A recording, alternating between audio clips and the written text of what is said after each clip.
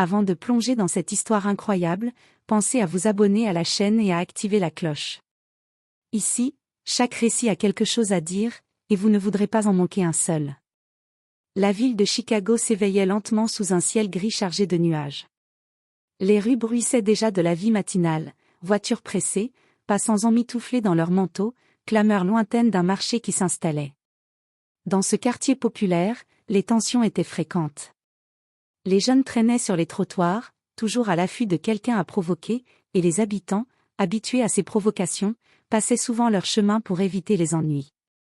Ce matin-là, Ethan Walker, 28 ans, sortait de son appartement au 4e étage d'un vieil immeuble en briques rouges. Ses cheveux noirs soigneusement coiffés, ses lunettes sur le nez et son sac d'ordinateur sur l'épaule, il paraissait être un simple jeune professionnel, calme et discret. Personne dans le quartier ne se doutait qu'Ethan n'était pas seulement un expert en arts martiaux, il était champion national de karaté et d'arts martiaux mixtes, ayant remporté plusieurs compétitions aux États-Unis et à l'international. Ethan descendait tranquillement les escaliers, salua la concierge, puis franchit la porte de l'immeuble. L'air frais du matin le frappa doucement. Il inspira profondément, appréciant ce moment de calme avant le tumulte du quotidien. Mais le destin avait d'autres plans pour lui. À quelques mètres, un petit groupe de jeunes traînait près du parc. Ils étaient connus pour leur agressivité gratuite et leurs provocations incessantes. Le plus audacieux d'entre eux, un garçon de 18 ans au regard narquois nommé Marcus, repéra Ethan. « Tiens, regarde ce mec, il a l'air sérieux, mais je parie qu'il est faible, » murmura-t-il à ses amis en lui jetant un regard de défi. Sans avertissement, Marcus s'approcha et donna une gifle à Ethan, un geste impulsif qui voulait intimider et provoquer. Les rires fusèrent parmi ses amis. Et, il n'a rien dit. Peut-être qu'il est encore plus faible qu'on pensait, railla un autre jeune. Ethan resta immobile quelques secondes. Il observa le groupe avec un calme presque surnaturel. Ses yeux sombres scrutèrent chacun de ses agresseurs, analysant leur posture, leur force et leur faiblesse. À l'intérieur, son cœur battait d'une tension contrôlée. Il savait que le moindre faux mouvement pouvait dégénérer, mais il ne pouvait pas se laisser humilier. Sous cette apparence tranquille, Ethan avait passé des années à perfectionner son corps et son esprit. Chaque muscle, chaque réflexe, chaque pensée était entraînée pour réagir avec précision et efficacité. Et ce moment venait de déclencher ce qu'il savait être inévitable, la confrontation.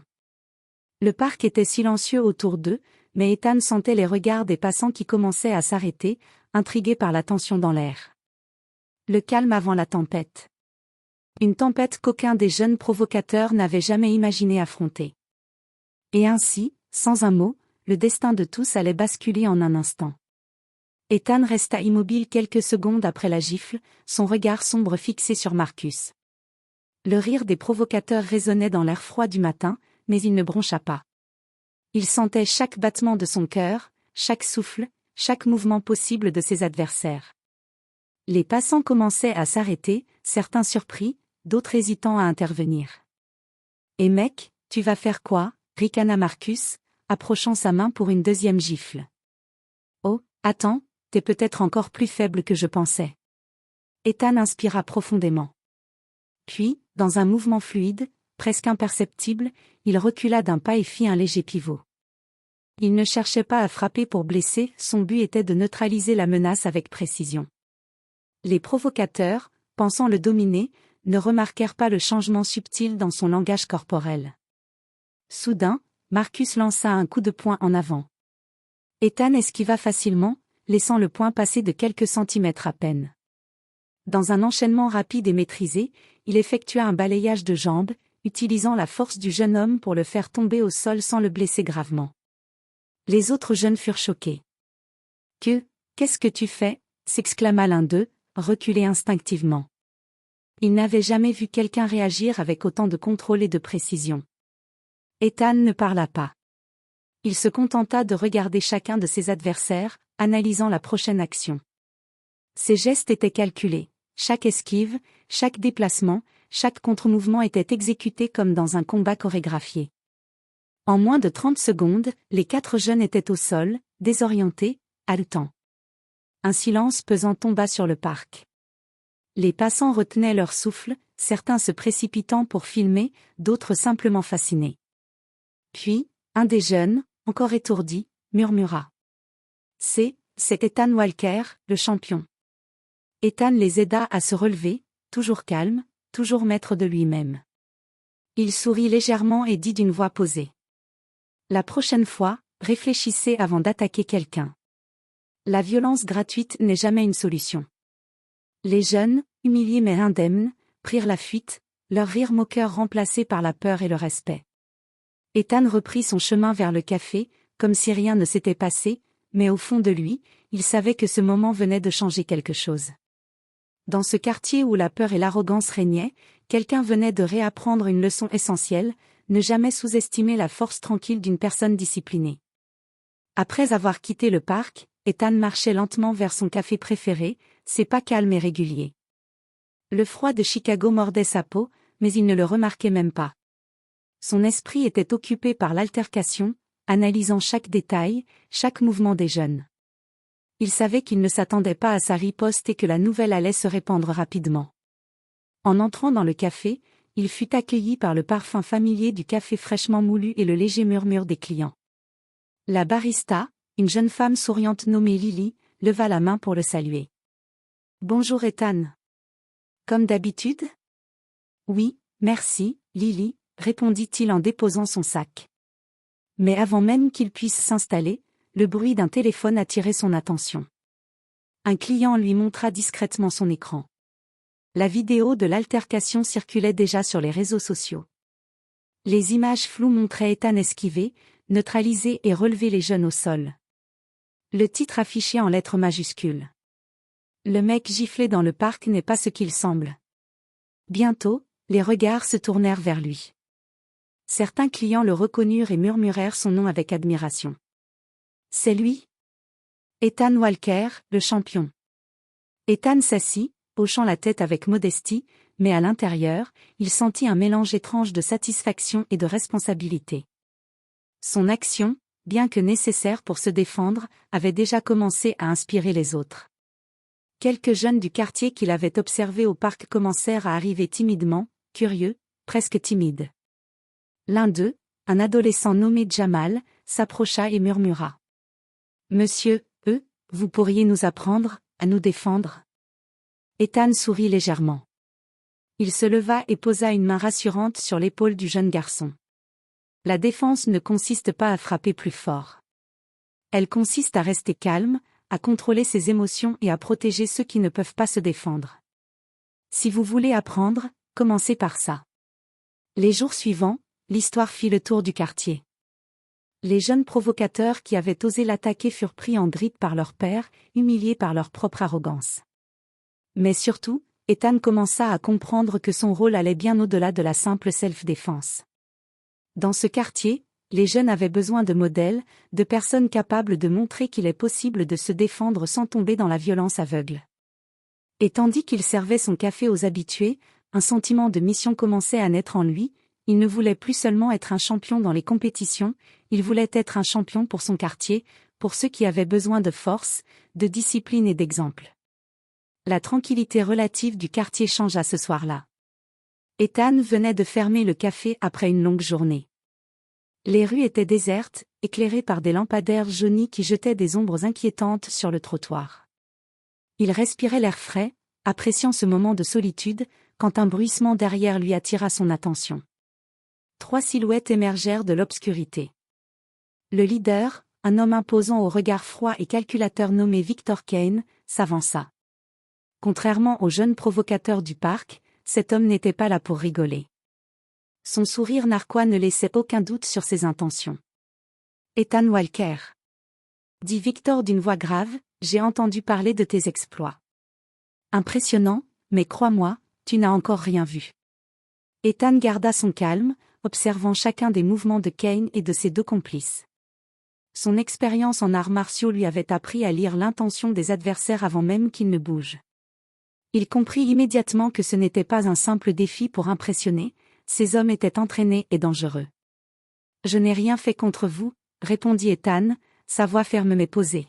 « Si vous cherchez des ennuis, vous risquez de les trouver. » Victor éclata de rire. Tu crois pouvoir me stopper avec tes mouvements de karaté? Tu n'as encore rien affronté de réel. Sans prévenir, Kane lança un coup de poing vers Ethan. Ce dernier esquiva avec fluidité, mais sentit immédiatement la puissance derrière l'attaque. Il réalisa que ces hommes n'étaient pas seulement forts, mais stratégiques, chacun jouant un rôle pour le piéger. Le combat qui s'ensuivit fut intense. Ethan utilisait chaque technique, chaque réflexe appris pendant des années, tandis que Kane et ses complices attaquaient en coordination. Chaque mouvement d'Ethan était précis, il bloquait, esquivait et neutralisait sans jamais frapper pour blesser sérieusement. Mais il savait que ce n'était pas suffisant pour se débarrasser de ses adversaires dangereux. Alors que la confrontation atteignait son apogée, Ethan aperçut une opportunité, une ouverture dans la coordination des hommes. Avec un enchaînement rapide et calculé, il projeta le plus grand des complices contre un mur, tandis que Kane recula, surpris par la force et la rapidité de sa riposte. Le silence retomba dans la rue. Victor Kane, les yeux brûlants de colère et d'incrédulité, recula lentement. « Ce n'est pas terminé, Walker » murmura-t-il avant de disparaître dans l'ombre avec ses complices.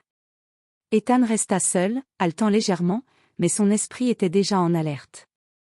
Il comprit que le calme du quartier venait d'être brisé et que de nouveaux défis, bien plus sérieux, allaient arriver. Ce soir, il avait gagné, mais la guerre était loin d'être terminée. Et quelque part dans l'ombre, Victor Kane préparait sa revanche, déterminé à montrer à Ethan que même les champions peuvent tomber. Le lendemain matin, le quartier semblait paisible, mais Ethan savait que ce calme n'était que temporaire. La confrontation de la veille avec Victor Kane et ses complices avait laissé des traces.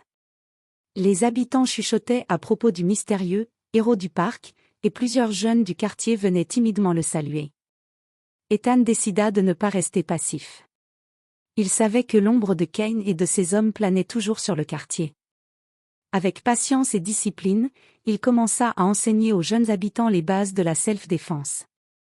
Pas pour les transformer en combattants, mais pour leur apprendre à protéger leurs limites, à rester calmes face aux provocations et à développer leur confiance. Dans un petit gymnase du quartier, il guida des adolescents à travers des exercices simples mais efficaces, esquive, mouvements de base, positionnement et contrôle de soi.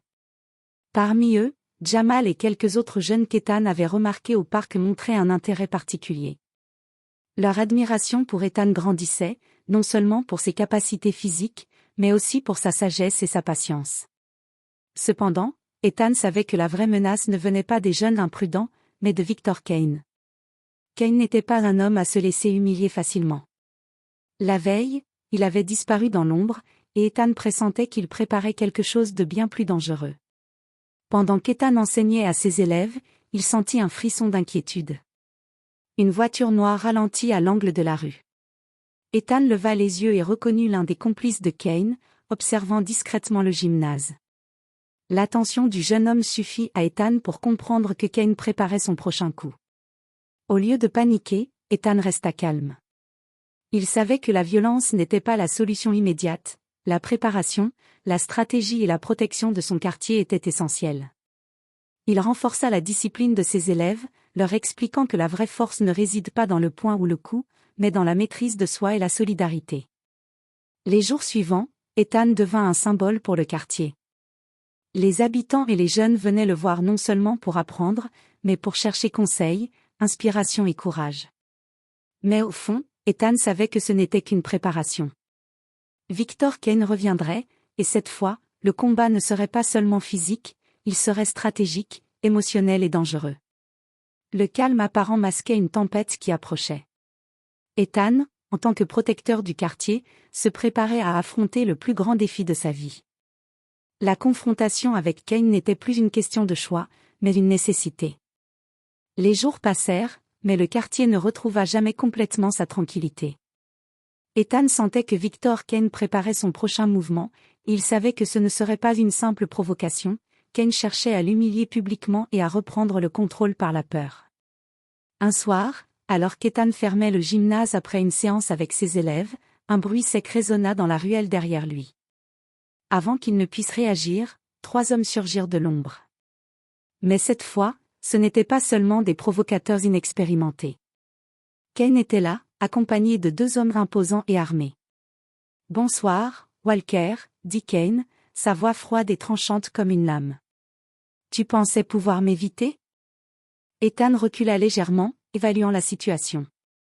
Son esprit calculait chaque mouvement possible, chaque attaque, chaque esquive. Il savait que cette confrontation serait différente, Kane ne se retiendrait pas, et ses hommes étaient entraînés. Sans avertissement, Kane chargea, suivi de ses complices. Ethan esquiva le premier coup, bloqua le second, et utilisa un mouvement de projection pour désarmer le troisième. Les coups fusaient, rapides, précis, chaque geste calculé. Le combat était intense, mais Ethan restait maître de lui-même, chaque mouvement mêlant force, vitesse et stratégie. Alors que Kane et Ethan se faisaient face, Kane tenta une attaque risquée, cherchant à surprendre Ethan par sa vitesse. Mais Ethan, anticipant le geste, le détourna avec un pivot habile et le déséquilibra. Kane s'écrasa au sol, furieux et humilié. À ce moment, les habitants du quartier, alertés par le bruit, commencèrent à s'approcher. Ethan leva la main, les invitant à rester en sécurité. Il savait que ce combat n'était pas seulement pour lui, c'était pour montrer que la peur ne devait plus régner dans ces rues. Les complices de Kane, voyant leur leader à terre, hésitèrent, et Ethan utilisa cette ouverture pour les neutraliser sans les blesser gravement. Kane se releva lentement, essuyant le sang sur son visage, et murmura. « Ce n'est pas fini, Walker, jamais. » Mais cette fois, le message de Kane avait perdu de sa force. Les habitants, témoins de la confrontation, virent Ethan non seulement comme un combattant exceptionnel, mais comme un protecteur, un symbole de courage et de justice dans leur quartier. Ethan, haletant mais serein, observa le départ de Kane et de ses complices. Il savait que cette bataille marquait un tournant. Le quartier avait retrouvé un semblant de paix, mais la vigilance restait de mise. Plus que jamais, Ethan comprit que sa force n'était pas seulement dans ses coups, mais dans sa capacité à inspirer, protéger et guider les autres. Ce soir-là, sous les lampadaires du quartier, Ethan Walker devint bien plus qu'un champion d'arts martiaux. Il devint une légende vivante, un symbole de justice et de courage. Et tandis que les ombres reculaient, un nouveau chapitre de sa vie commençait, où la protection de son quartier et des innocents serait sa véritable bataille. Les semaines suivantes, le quartier retrouva peu à peu son calme. Les habitants commençaient à reprendre leurs habitudes, confiants dans la présence d'Ethan. Mais au fond de lui, Ethan savait que Victor Kane n'avait pas abandonné. L'ombre de Kane planait toujours quelque part, silencieuse, prête à frapper à nouveau. Un soir pluvieux, alors qu'Ethan rentrait chez lui après avoir fermé le gymnase, il sentit immédiatement que quelque chose n'allait pas. Les rues étaient étrangement désertes, le vent hurlant dans les ruelles. Et puis il entendit le cliquetis des talons sur le pavé derrière lui. Kane était là, seul cette fois, mais avec une détermination meurtrière dans le regard. « Walker !» grogna Kane, les yeux brûlants de haine, « Tu m'as humilié, et ce soir, tu paieras. » Ethan ne répondit pas. Son esprit analysait déjà la situation, chaque geste, chaque mouvement, chaque possibilité. Il savait que cette fois, il ne pouvait pas se permettre d'erreur. Kane chargea, rapide et agressif, mais Ethan esquiva avec fluidité. Chaque coup échangé était un mélange de puissance et de précision, une danse mortelle où le moindre faux pas pouvait être fatal. Le combat dura plusieurs minutes, intense et brutal. Kane semblait vouloir tout donner, mais Ethan restait maître de lui-même, utilisant sa technique supérieure et sa connaissance du corps humain pour anticiper chaque attaque. Finalement, après un enchaînement habile, Ethan désarma Kane et le projeta au sol, le forçant à abandonner. Essoufflé mais victorieux, Ethan s'éloigna, laissant Kane étendu sur le pavé, humilié et vaincu. Mais il ne chercha pas à le blesser davantage. La violence gratuite ne mène à rien, Kane, dit-il calmement. Apprends de cette défaite. La vraie force, c'est protéger, pas détruire. Les habitants, alertés par le bruit, arrivèrent pour voir Ethan, seul mais invincible. Les jeunes du quartier, Jamal et ses amis, le regardaient avec admiration et gratitude. Pour eux, Ethan n'était plus seulement un champion, il était un modèle, un protecteur, quelqu'un qui incarnait le courage, la discipline et la justice. Cette victoire marqua un tournant définitif. Kane disparut de leur vie, vaincu par la maîtrise et l'intelligence d'Ethan. Le quartier retrouva sa sérénité, mais la légende d'Ethan Walker resta gravée dans les mémoires. Il avait prouvé que la force ne réside pas dans la violence, mais dans la discipline, la maîtrise de soi et la capacité à protéger ceux qui ne peuvent pas se défendre. Et tandis qu'il marchait sous la pluie, le regard tourné vers l'horizon, Ethan comprit que sa véritable bataille ne s'arrêtait jamais, chaque jour serait une occasion de défendre, d'inspirer et de guider. Le héros du quartier n'était pas seulement un combattant, il était un symbole vivant de justice, de courage et d'espoir.